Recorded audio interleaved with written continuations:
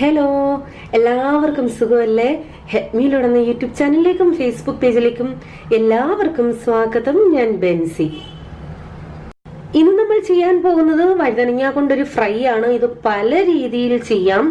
അപ്പോൾ എന്റേതായിട്ടുള്ള ഒരു റെസിപ്പിയാണ് ഞാൻ ഇവിടെ ഷെയർ ചെയ്യുന്നത്. വളരെ ഈസിയാണ്. നമുക്ക് ചോറിന്റെ കൂടെ, ചപ്പാത്തിയുടെ കൂടെ, എന്തിന്റെ കൂടെ വേണേലും കഴിക്കാം. ചോറിന്റെ കൂടെ എന്തെങ്കിലും ഫ്രൈ ആയിട്ട് കഴിക്കണമെന്നുള്ളവർക്കും ഇത് വളരെ ടേസ്റ്റിയാണ്. ഞാനിവിടെ 1/4 കിലോ വഴുതനങ്ങ എടുത്തിട്ടുണ്ടെന്ന് കത്തിരിക്കായെന്നും ചില നാട്ടിൽ പറയും. ഇത് നിങ്ങൾക്ക് ഇഷ്ടമുള്ളതിനനുസരിച്ച് എടുക്കുക. ഇതിന്റെ ഇൻഗ്രീഡിയൻസും നിങ്ങളുടെ ഇഷ്ടമനുസരിച്ച് കൂട്ടുകയോ കുറയ്ക്കുകയോ ഒക്കെ ചെയ്യാം. അതിനങ്ങനെ പ്രത്യേകിച്ച് ഇന്നത് വേണം അങ്ങനെയൊന്നുമില്ല. കാരണം പല മസാലകൾ ചേർത്ത് പല രീതിയിൽ ഇത് ചെയ്യാറുണ്ട്. അപ്പോൾ നമുക്ക് ഇഷ്ടമുള്ളത് എന്താണെന്ന് വെച്ചാൽ ഇതിൽ ചേർക്കാം. ഇത് നന്നായിട്ട് കഴുകി വെച്ചിരിക്കുന്നതാ. ഇത് നമുക്ക് വട്ടത്തിൽ അരിഞ്ഞെടുക്കണം. ഞാൻ കഴിഞ്ഞ ദിവസം ഒരു വീഡിയോ ഇട്ടിരുന്നു, ദഹി ബൈങ്കൺ. ഭയങ്കര ടേസ്റ്റ് ആയിട്ടുള്ള ഒരു സംഭവം. അത് കുറെ പേര് ട്രൈ ചെയ്തു, എനിക്ക് ഫോട്ടോ അയച്ചു തന്നു. അപ്പൊ ഇതുവരെ കാണാത്തവര് അത് കണ്ടിട്ടില്ല എങ്കിൽ ഇതിന്റെ തൊട്ടു മേലിൽ വലതുവശത്ത് ഞാനൊരു ലിങ്ക് തന്നേക്കാം. അത് ഓപ്പൺ ചെയ്ത് നോക്കിയാൽ മതി. അതിന് നമ്മൾ അരിഞ്ഞില്ലേ, അതേപോലെ വട്ടത്തിൽ ഇത് അരിഞ്ഞെടുക്കണം. അപ്പൊ നമുക്കിത് ആദ്യം ഒന്ന് കട്ട് ചെയ്യാം. ഒത്തിരി വലുതല്ല, എന്നാലൊട്ട് ചെറുതുമല്ല, ഈ പരുവം. അപ്പൊ എല്ലാം ഒന്ന് കട്ട് ചെയ്തെടുക്കട്ടെ. എല്ലാം പീസാക്കി വെച്ചു. ഇനി നമുക്ക് മസാല ഉണ്ടാക്കാം. മുളക് പൊടി, ഇത് കാശ്മീരി മുളക് പൊടിയാണ്. അപ്പൊ നമ്മുടെ ആ കഷണങ്ങളിലെല്ലാം നന്നായിട്ട് പിടിക്കാൻ വേണ്ട മസാല വേണം നമുക്ക്. 1.5 ടേബിൾ സ്പൂൺ കാശ്മീരി മുളക് പൊടി. പിന്നെ ചേർക്കുന്നത് 1.5 ടേബിൾ സ്പൂൺ വെളുത്തുള്ളി ചതച്ചത്. വെളുത്തുള്ളി പേസ്റ്റ് വേണമെങ്കിലും ചേർക്കാം. ഞാൻ ഇതിപ്പോ വലിയ 10 അല്ലി വെളുത്തുള്ളി എടുത്ത് ചതച്ചതാണ്. പിന്നെ ചേർക്കുന്നത് കടലമാവ്, ബേസൻ. ഈ സ്പൂണിന് 2 സ്പൂൺ. ഇതിന് കടലമാവ് കൂടാതെ അരിപ്പൊടി ചേർക്കുന്നവരുണ്ട്, മൈദ ചേർക്കാറുണ്ട്, റവ ചേർക്കാറുണ്ട്, കോൺസ്റ്റാർച്ച് ചേർക്കാറുണ്ട്. 1/2 ടീസ്പൂൺ മഞ്ഞൾപ്പൊടി, 1/4 ടീസ്പൂൺ ഗരം മസാല, 1/2 ടീസ്പൂൺ ചെറിയ ജീരകം, നല്ല ജീരകം വറുത്ത് പൊടിച്ചത്, ആവശ്യത്തിന് ഉപ്പ്. ഇനി ഒരു ലേശം എണ്ണ. ഏതെണ്ണ? ഞാനിപ്പോ വെളിച്ചെണ്ണയാണ് ചേർക്കുന്നത്. നിങ്ങൾക്ക് സൺഫ്ലവർ വേണമെങ്കിലും ചേർക്കാം. ഒത്തിരി വേണ്ട, 1 ടീസ്പൂൺ അത്രയും മതി. ഇനി നമുക്കിത് നന്നായിട്ട് പേസ്റ്റ് ആക്കണം. ആദ്യം തന്നെ ഒത്തിരി വെള്ളം ഒഴിച്ച് ഇതാക്കല്, കാരണം നമുക്ക് ഇച്ചിരി കട്ടിക്ക് വേണം ഇത്. മുളക് പൊടിക്ക് പകരം നിങ്ങൾക്ക് വേണമെന്നുണ്ടെങ്കിൽ പച്ചമുളക് അരച്ചും ചേർക്കാമേ.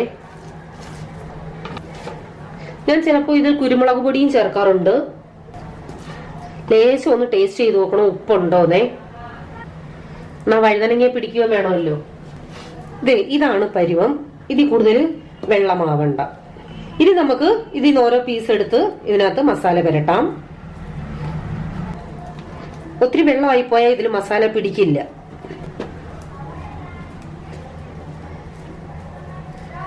തേച്ച് വരുമ്പോ മസാലയിൽ ലേശം വെള്ളം കുറവായിട്ട് തോന്നുന്നുവെങ്കിൽ ചെറുതായിട്ട് തളിച്ചു കൊടുത്താൽ മതി.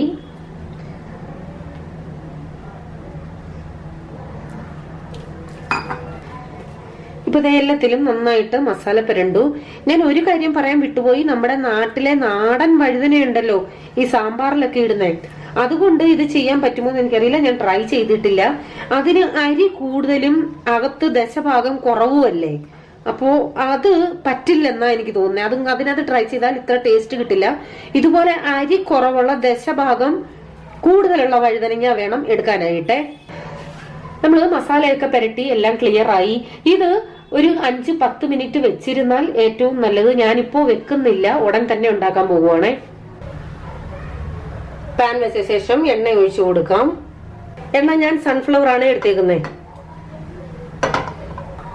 ഇവിടെ നോർത്ത് ഇന്ത്യൻസിന് മിക്കവാറും ഉച്ചക്കത്തെ ടിഫിനിൽ ചപ്പാത്തിയുടെ കൂടെ ഇതായിരിക്കുമേ.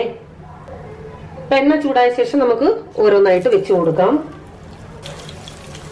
ഒത്തിരി തിക്കി ഇടണ്ട, തീ കൂട്ടിയിട്ടാ കരിഞ്ഞു പോകും. അത് ഒരു 2-3 മിനിറ്റ് കഴിഞ്ഞു. ഇനി നമുക്കൊന്ന് തിരിച്ചിടാം.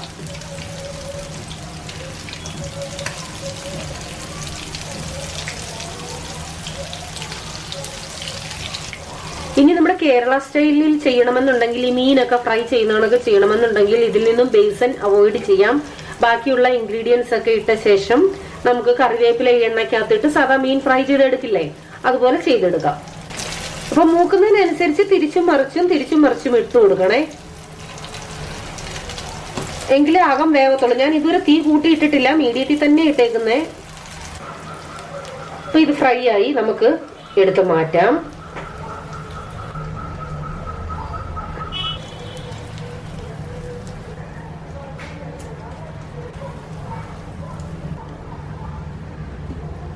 ഇനി ഇതിലേക്ക് അടുത്തത് ഇടുന്നതിന് മുമ്പ് ഇതിനകത്ത് കിടക്കുന്ന കുറച്ച് പൊടികളൊക്കെ ഇല്ലേ മസാലയുടെ, അതിങ്ങി മാറ്റാമേ, അല്ലെങ്കിൽ നമ്മൾ അടുത്ത ബാച്ച് ഇടുമ്പോ അത് കരിയും.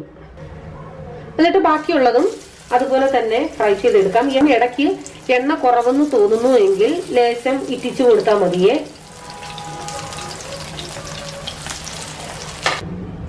അപ്പൊ ഇത്രയേ ഉള്ളൂ, വളരെ എളുപ്പമാണ്. തീർച്ചയായിട്ടും ഒരു പ്രാവശ്യമെങ്കിലും നിങ്ങളിത് ട്രൈ ചെയ്ത് നോക്കണം. എന്നിട്ട് തീർച്ചയായിട്ടും ഇതിന്റെ അഭിപ്രായം അറിയിക്കണം. ആരെങ്കിലും ഇത് ചെയ്തിട്ടുണ്ടെങ്കിൽ അതിന്റെ കമന്റ് ഇടാൻ മറക്കരുതേ. നിങ്ങൾക്ക് ഇഷ്ടമായെങ്കിൽ ഇത് മറ്റുള്ളവർക്ക് ഷെയർ ചെയ്ത് കൊടുക്കണം, ലൈക്ക് ചെയ്യണേ. വീണ്ടും പുതിയൊരു ഡിഷുമായി വരാം. Till then bye, God bless you.